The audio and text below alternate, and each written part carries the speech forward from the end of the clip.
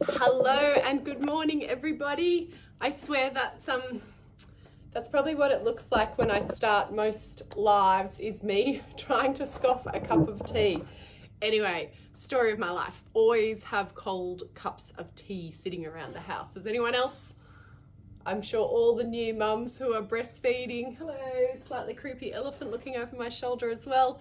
Hello and good morning. Welcome to our Birth Beat Facebook Live.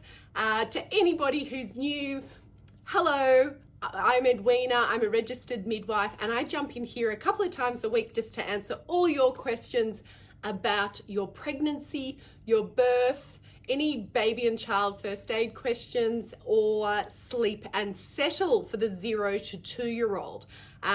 So our sleep and settle course just launched last week, which has been hugely exciting.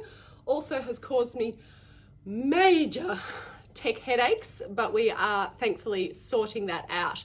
A lot of our content didn't load properly, which was hugely frustrating, but we're all back on track now. So thank you to all the beautiful members who had already joined and have been so incredibly patient with me. Also to those that registered for our live masterclass last week and didn't get the replay, we are resending out the replay to everybody tonight. So if you are worried or you've sent a DM or an email saying that you wanted to re-watch the live masterclass, that email is coming out tonight. So as always, I love to know who I'm talking to, so I'm not feeling just a little bit lonely sitting here in my little studio talking to my phone on a Thursday morning. Please say hello. Let me know, where are you watching from? Who are you watching with? Maybe you've got your little baby there with you, or maybe you're currently pregnant. You can let me know how many weeks you are.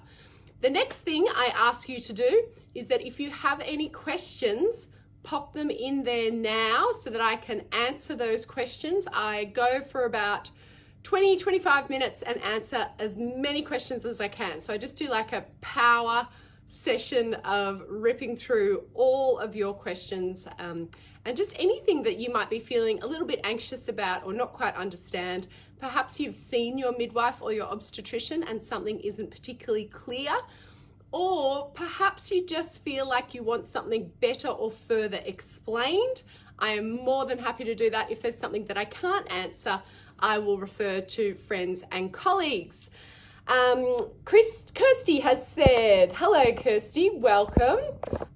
Is it too early to drop my 6 months old, is it too early to drop my 6 months old night feed? She eats so much during the day, I feel that she doesn't need it, but people keep telling me she's too young. I feel like she just wants it to settle. So Kirsty, such a good question. And I'm going to use this question as a little bit of an example to all of you. And everybody's pretty, I thought when I got into the birth and pregnancy space that people were very opinionated in this space. Holy smokes. When you delve into the sleep and settle space, people are incredibly opinionated. And what I feel, and this is the way that I have always taught at Birth Beat, is it's not really up to anybody else. It's up to you as the mother and working out or the father or the carer, and working out what works for you and your family. I have a really good example of this. A girlfriend of mine was talking to me the other day, and she has a 13-month-old, and her 13-month-old still has a bottle, I think it was like at 4 a.m. And then he goes back to sleep till 7:30, which is the same time that her older child wakes. So that timing really works for that family. She was worried that if she removed the bottle, he might get up earlier and then wake the older sister up earlier. And I said, is it a problem to you to be giving the bottle at 4 a.m? And she was like, no, not at all, actually. I don't even give it. My husband leaves really early for work. He gives it, leaves. It works for our family. And I was like, then it works. There is no hard and fast rules. If it's a problem for you, then it is a problem. So Kirsty, I'm going to use you as an example. You want to drop the night feed. That's absolutely fine. Like, let's give you the strategies and the tools to support you on how to do that. If you feel like everybody's giving your opinion, and particularly I find in pregnancy and birth, people give their opinions, often when they're not even really wanted, just you stick to your path. So Kirsty, yes, absolutely. And I will say there is recommendations that after 4 to 6 months, if your baby is getting all of the nutrition that they need in their day, including, you know, the calories required, they're gaining weight, they're a healthy, happy, thriving baby, they're over 6.5 kilos, so we do use that as a bit of a recommendation. So if you're ticking all those boxes and you want to drop a night feed, then you do that, and that is absolutely fine. What I wouldn't do is go and seek a whole lot of people's opinions. What I would say, and this is what we teach at BirthBeat, is how to drop from 2 to 1. I wouldn't do it just cold turkey. So if you're currently giving 2, let it be a bit of a transition period. Let it be a period that's not too hard and fast for bub, and for you, it's probably going to be difficult if you tried to do it that way. And then be dropping to 1. And then with the dropping to 1 feed, what I often find is that's in the early between 1 and 4 a.m. What you're going to try and do is stretch that out. Now, this can be pretty hard work, particularly if bub really has a strong habit in place for that feed. Can you just quickly let me know, Kirsty, what time does your 6-month-old have a night feed? So if it is 1 o'clock in the morning, what you're going to try and do is using settling techniques. And again, like we're able to coach you on what settling techniques, but it's probably a bit of shush pat if it's a resettle at night. If your bubba is old enough to get up and get out of, like stand up and out of the cot, you might want to do a bit of space soothing. It just depends on what works for you and for your baby in terms of how to settle, and we can teach you the different ways of how to settle. However, it does take a bit of time, because what we want to try and do is stretch bub out. It might also be a period where you have some earlier wakes in the morning, but again, it's just supporting you around what that looks like. So let me know, Kirsty, what time bub wakes, and then I'll give you a bit more advice there. Tessa is watching from Holbrook, finally on maternity leave. Congratulations, Tessa. That's very exciting. All that fun time of setting up little bits and bobs around the house, I'm sure. Danielle, partner Luke and I are watching, first time mum 35+1 today. Hello, Luke and Danielle, welcome. How exciting. In the next few weeks, you're gonna have your little bubba there with you.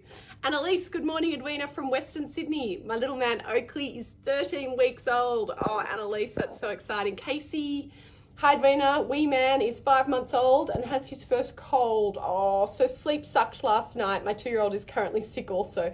Oh gosh, any tips to help them through their colds? Yes, and I will also say, and I talked about this in our sleep masterclass, all rules are kind of off, particularly when your bubs or you are sick or you're going through a particularly stressful period. It's really hard to try and put any routines and things in place when your kids and your babies are sick. So cancel any social appointments, cancel anything that you don't feel you are feeling up to or well enough to do, so that when your children are having a rest or a sleep, or just even like putting a DVD on, whatever helps you, Casey, is super important that you're getting some rest and some downtime too. For all of you, and particularly for your little 5-month-old, particularly sleep sucks, so imagine was on the boob all night last night. When they get congested, your little baby is a nose breather. So when they're feeding at the breast, they breathe through their nose. When they have what we call like an URTI, so an upper respiratory tract infection, which makes them snotty and mucusy, it's really hard for them to feed. So they're going to want to feed little and often, and it's really important that you keep a close eye on your little one's hydration. So we teach that in the first aid course about how to manage coughs, colds, gastro, vomiting, diarrhea. You need to know those things when you've got little people. So, and your 2-year-old is also sick. So with their colds, for your 5-month-old, there's not a lot that you can give, particularly though with your 2 and 2-year-old. Just be looking at things like a vaporizer. So a vaporizer helps really to break down all that congestion, and it can help them to breathe more easily. A big part of why little people wake all the time during the night is because that they feel so congested. So you can just put a little bit of eucalyptus oil into a nebulizer or a vaporizer and put that in their rooms. It makes the world of difference, particularly in Australia as we approach winter. That is hugely helpful. I remember as a little child, I am not suggesting this to any of you, Mum used to put a fry pan, you know those old school fry pans, with water and eucalyptus oil underneath our cots. Totally not safe, not fire safe, not in any way encouraging you to do that, but that was just a like DIY of how to make a vaporizer because we were pretty snotty little kids. Don't do that. Do not do that. Lisa has said, hi, Edwina, watching from Melbourne. First grandchild due in 3 months. Oh, congratulations, Lisa. You and the granddad and the family should all make sure that you come and do one of our online baby and child first aid classes. That is what we have. Lots of grandparents and aunts and uncles and carers do that so that they can update their skills and know what to do if their baby or grandchild chokes or has a fever. So I love teaching grandparents. That's so exciting. Sammy, hi, Edwina from Sydney with 5-week-old. Oh, I think he might have oral thrush. We have 6-week appointments next week. Do I need to see GP before then if he doesn't seem bothered by it? Thanks. Yes, Sammy. No, you don't need to see a GP, but firm yes on treating the oral thrush, particularly if you are breastfeeding, because what I don't want is for you to get breast or nipple thrush, because that's a lot harder to treat. It's super painful and definitely can impact your breastfeeding journey. I get really passionate on this one because I had breast and nipple thrush with Theo. It took forever to treat and it was really, really painful to feed, really stingy and painful on my boobs. So yes, go to the pharmacist, talk to them about treating the thrush. Even when the symptoms, so the white tongue, have gone, the thrush can still be dormant. So please make sure that you do a full treatment of the thrush. And if Bub uses a dummy or a bottle, anything like that, just make sure that everything is really well cleaned. I would even just go like full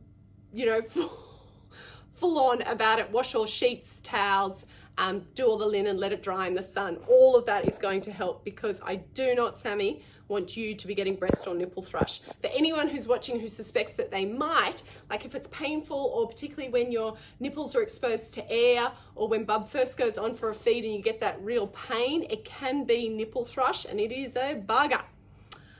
Megan, hi from Brisbane. Have a something-month-old that we are trying to wean off the dummy. Any tips to do this? She will still not settle in the cot without it and she is waking multiple times overnight for it to be out and put back in. How old, Megan? I can't see how many months. I think 5-month-old. Beautiful. And again, we talked about this and we teach this in our Sleep and Settle course around understanding the difference between positive and negative sleep associations. And whenever I say negative, it's not like, I feel like I need to change that word because it's not that it's wrong. Negative seems like such a strong word. However, it's sleep associations that you don't want to continue to use. So whether that's feeding your baby to sleep, rocking your baby to sleep, having to cuddle your baby to sleep, making sure that your baby has a dummy, those are things that are challenging, that if your baby then, as your baby gets older,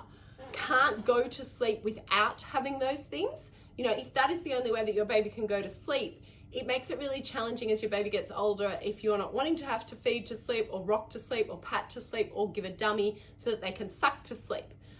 When a baby gets to about 6 to 7 months old, usually they can put the dummy back in themselves and that's a good thing. But from about 3 months of age, they'll spit it out. So there's that few months of where you're having to go back and put it back in. So there's 2 ways to do it. And it is either like going cold turkey or introducing a replacement. So something like a comforter or a cuddly, so that is a positive sleep association as opposed to a negative sleep association. So Megan, I would definitely reach out to me. Have a look at our course. We'd show you what all the positive sleep associations are. So things like dark room, wind down routine, white noise, a cuddly or a comforter, and try replacing those with from the dummy.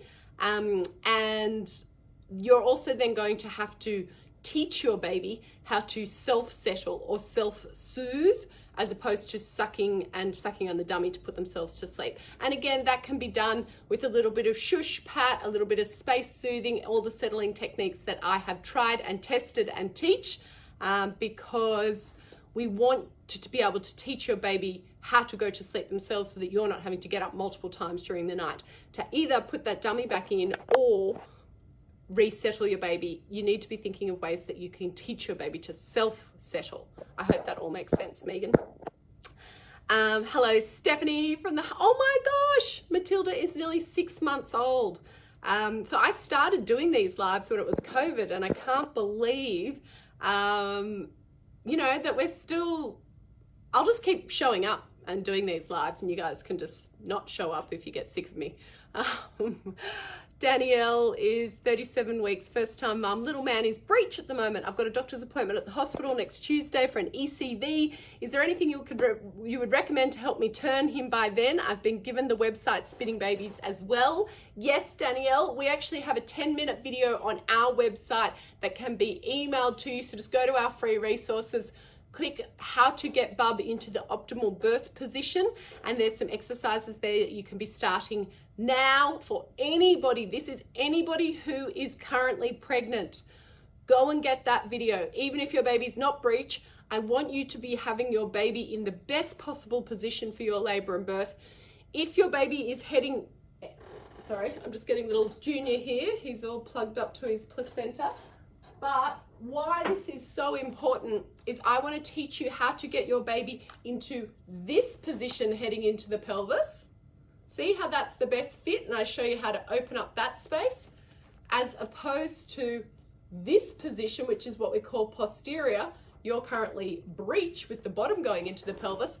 Why we want to do that and why that's super important is it's going to mean that you are going to have a faster, more comfortable, more efficient labor, as opposed to a long, slow, painful labor if bub's not heading into the pelvis in the right direction.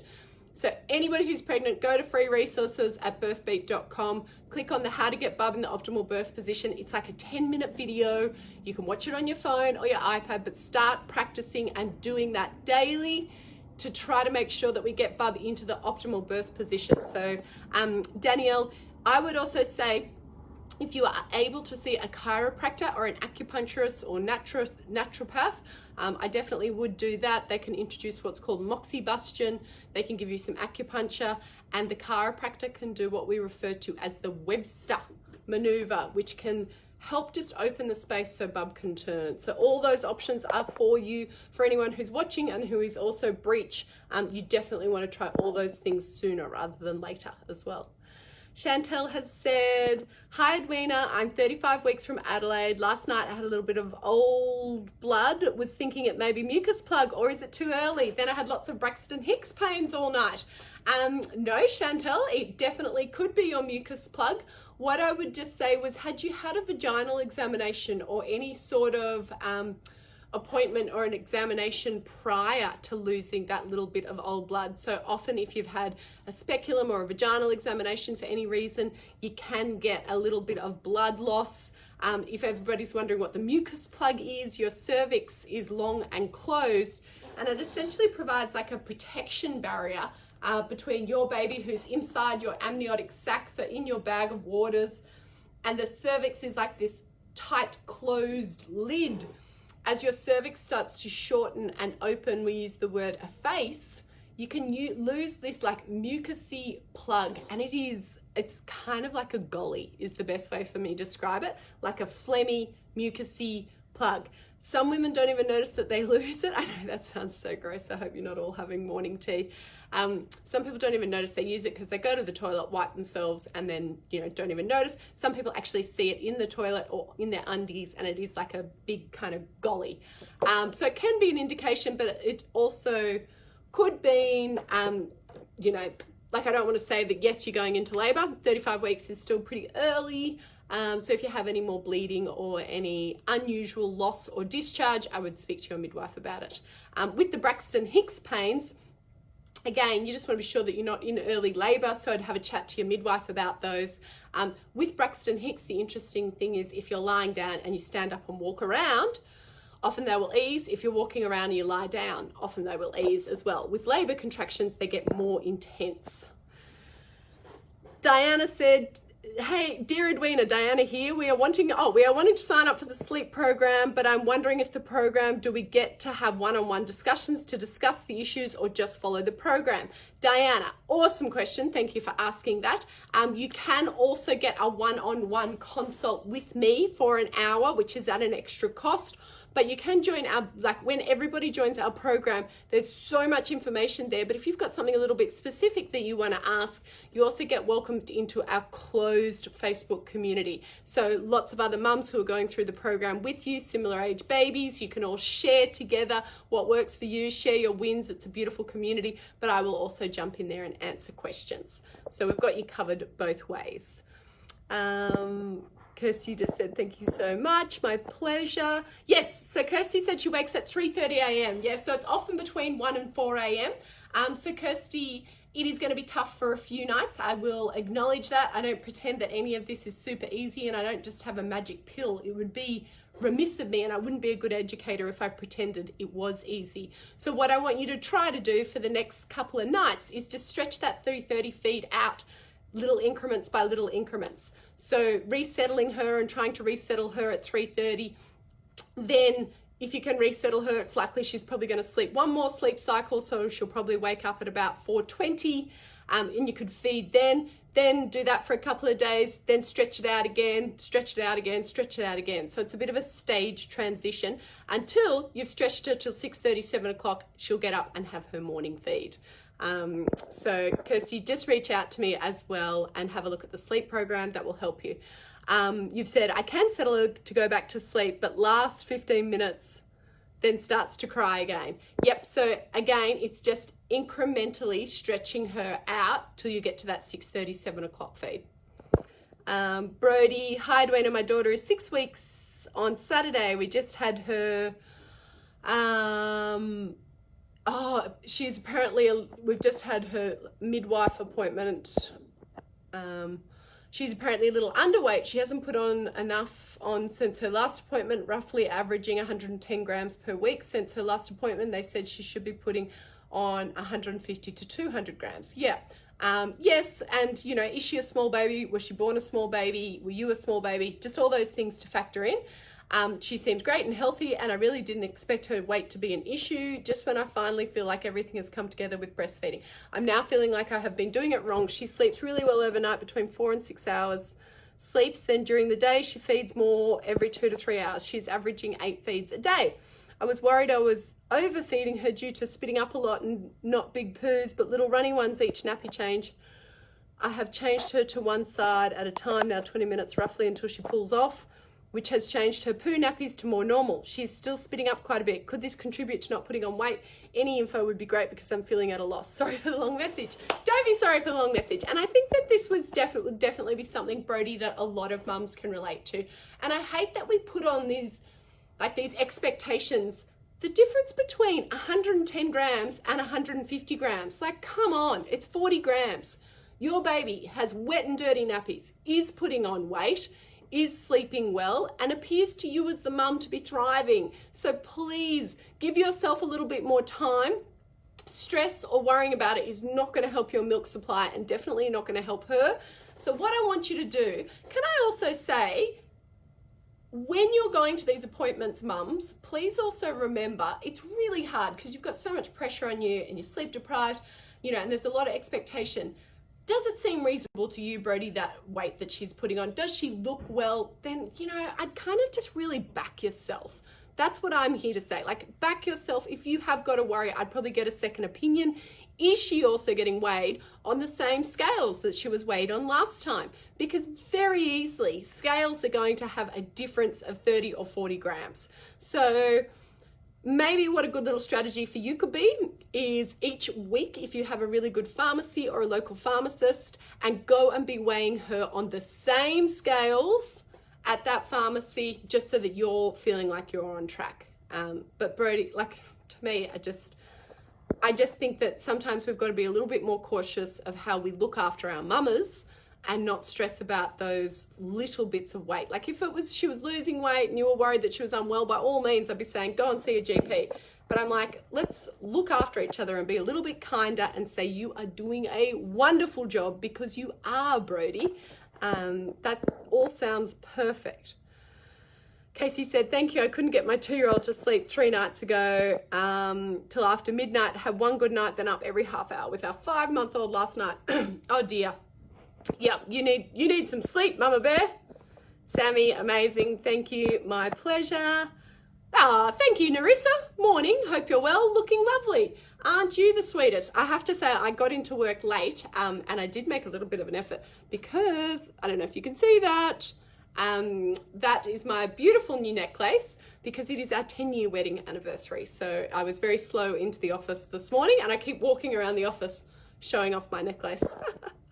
Oh. Hi Edwina, my 4-month-old daughter hates me cleaning her nose. Any tips? Yes, stop cleaning her nose. I think also, like, we are always wiping kids' faces and things. Just don't worry too much about it. In the bath, in the shower, give her nose a wipe. If she's really congested, squirt a bit of breast milk in there. That will help decrease the snot. But again, you know, if she really hates it and it really bugs her, sometimes also tissues are really abrasive. Just using a nice warm washer might help as well. Like, so when I say washer, I realize a lot of people don't know what, like a face cloth. Hi Edwina, I'm currently 40 weeks, 40 days, and my cervix is low and now open. Yay, that's exciting. Any advice on how to get things going? Yes, Danny, go for a nice big long walk and find a gutter or a curb and walk with one leg up, one leg down, turn around and walk with one leg, one down. Try and do some all fours. Try and just keep a bit of pelvis movement going so that we can try and rock bub into the right position. If you can find a big set of stairs, walking up and down some stairs.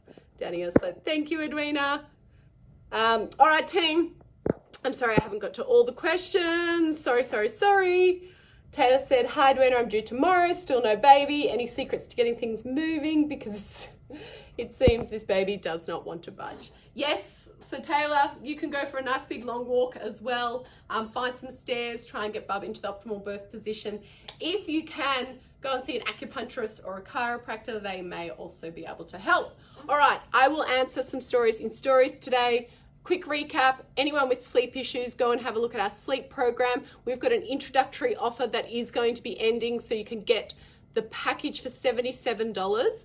It will be going to $97 shortly, or you can join our membership, which is monthly. You will not get access to it at this price again, ever. So you can lock in $35 monthly if you're wanting that support. All right, so go and check that out. All the pregnant mamas, even if you're in early pregnancy, go and get the how to get bub into the optimal birth position so that you are setting yourself up now for a really positive birth. All right, talk to you all soon. Bye.